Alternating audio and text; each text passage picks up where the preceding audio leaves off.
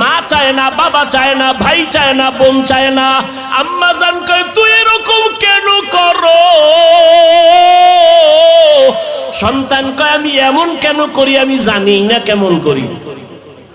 মাইয়ার প্রেমে পাগল হইয়া সন্তান কেমন পাগল হইছে কেমন করে জানি না। খানা নাই, ঘুম নাই, কয় মা লাগবে না, বাপ লাগবে না।